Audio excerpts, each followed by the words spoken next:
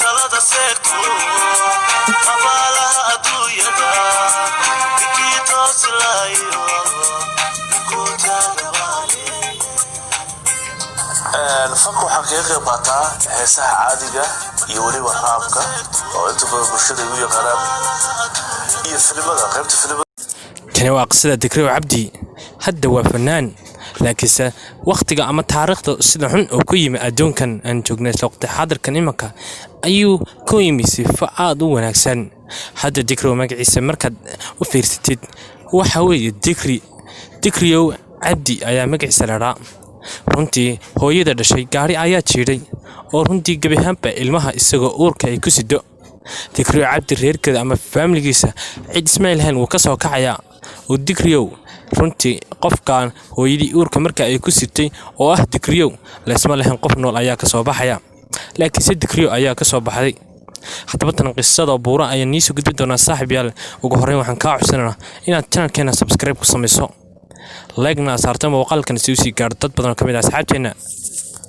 qisada Dikriyo Cabdi waxay ku bilaabanaysaa Dikriyo Cabdi wuxuu markaan dhashay intaana aan dhalan ka hor hooyadii uurkaygu siday hooyadii waxa jiiday gaaray madaxa wuxuu ka jiiday qaybtan caroosha runtii ka jiiday laakiin family-gayga isma lahayn buu yiri qofka halka ku jira uu soo baxaya hooyadii way caafimaad buu yiri oo dhakhtar baa la geeyay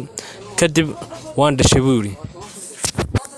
inta aan laakiin adduunka iman oo runtii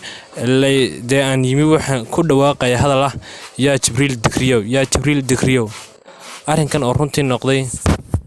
sidoo kale fanaanka caanka ee Dikriyo Cabdi runtii waa fanaan Soomaalida dhexdeeda xushmad iyo taageero badan ka haysta inkastoo ay ugu dambeeyay uu ku jiray kooxda waayaha cusub la baxday laakiin Dikriyo Cabdi oo xagga imka qurbaha ku sugan Dikriyo Cabdi shaqadiisa dhabta oo runta asagoo ka waramaya ayaan saaxiibayaal halkan igula wadaagi doonaa ee waatan ee taawo iyadoo dhameystiran taariikh ama mucjisaad rabbaaniya waa soo hadalka u dhigay inta uusan dunidaanba ku soo biirinin kadib markii hooyadii oo xaamilo ah shil gaari ay gashay magacan Dikriyo sidee buu ku yimid waxa kale oo Dikriyo waxa ku yahay fankii suugaanta kaliya ma ahana waliba qaybta raabka la yiraahdo oo ka duwan dhaqanka Soomaalida iyo suugaanta Soomaaliyeed waxaan wax ka weydiin doonaa arrimaha shabaabkii weerarkii al-shabaab 2008kii asaga iyo shireen khiyaar ay ku qaadeen xilli ay ku sugnaayeen dalka Kenya gaar ahaan magaalada Nairobi iyo waliba waxyaalo kale oo fara badan haddaba Dikriyo aan marka hore soo dhaweeyo Dikriyo inaan la kulano waxay ahayd wax annaguna aad u raadinaynay bulshada Soomaaliyeed oo ugu xiranay noo laga soo dalbadeen ay yiraahdeen mar uu Dikriyo dhowr su'aalood jiran noo weydii si aan iskula wada Dikriyo iskula wada hadlayno aad iyo aad baan looga mahadcelinayaa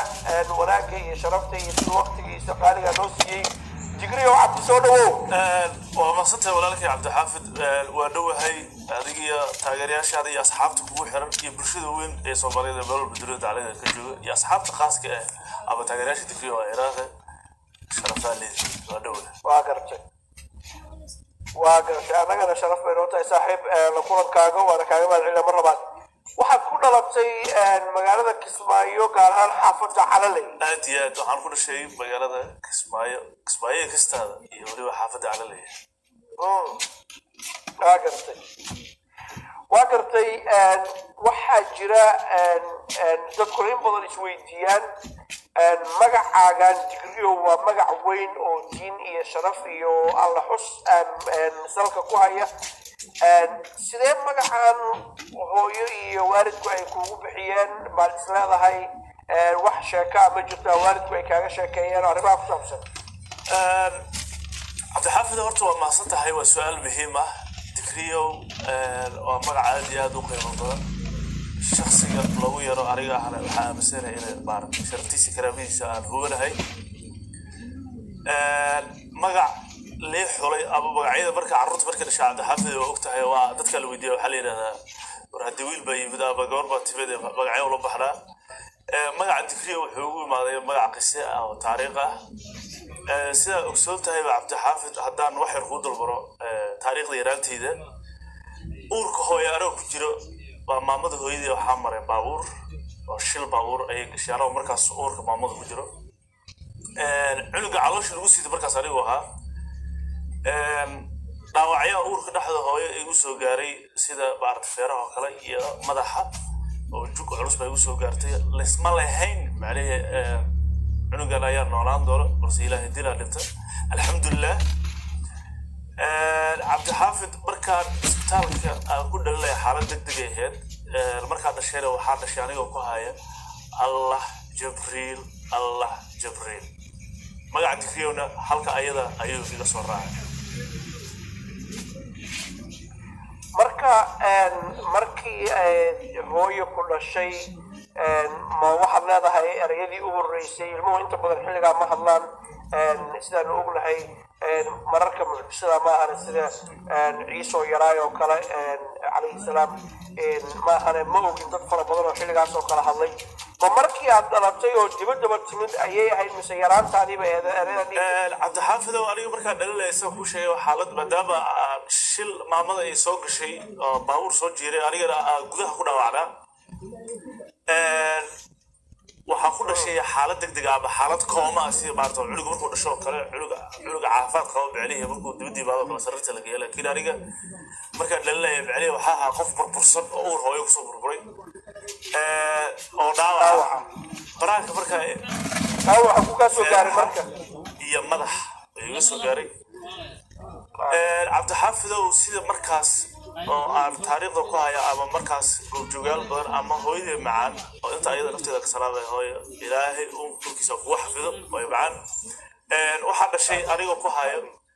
allah jabriil marka dabcan waa mucjisaadka ilaahay bay ka mid tahay cabdixaafid oo cid xerowna waa anaga oo sunna wal jamaa ummadda dhan baa sunna wal jamaa laakiin si qaas la family kala baarto waa cid baarto alxamdulilah ilaahay ahludiina marka digriyow halkaas maadaama adoo ilaahay magaciisa xusaya aad dhalatay ayaa waxaa dhacday in magacii halkaas iga raacay digriyow isla markii wadaadada maartay isbitaalka waa taqaanaa Soomaaliya arigoo xanuunsan markaa dhashay qaybta kooban marka la sii geliyay inta badan bulshadii markaas goobjoog ahayd oo markaas baabada la joogtay xitaa rag badan oo familkii odayaalba markaas ku jiro yiri maartay culug noolaan maaye waxyaala mucjisaadka baabada iga sheekaysa waxa ka jira markaa hadda weylaaday ragga adeerada iyo meesha yimid markaas nin ka mid ah inuu yiri kare culug ku noqon maayo waa saqiirey aaminay ka samar baabada hooyada abale la yiraahdaa ilaahay wuxuu xukmay ninka asaga ahaa soo nin weyn inaa maaragtay dunida ku saaciday oo abaal u galay nin weyn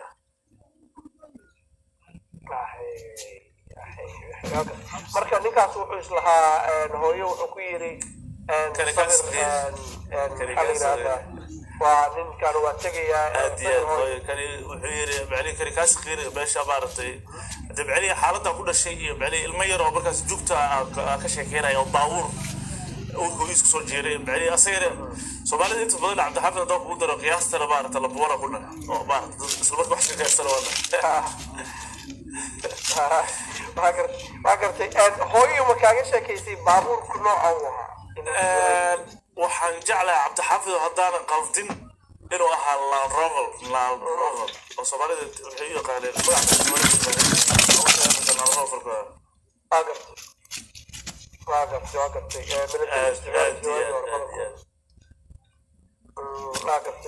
waa gartay haddii aad sidaas aad adduunka ugu soo biirtay dabcan hooyo iyo aabbo iyo waalid iyo ehel iyo qaraabo baa ku soo barbaarshay waxaa dhacday inaad ka kaxdeen magaaladii Kismaayo oo aad u kaxdeen dalka Kenya aad iyo aad cabdixaafidow intaa taas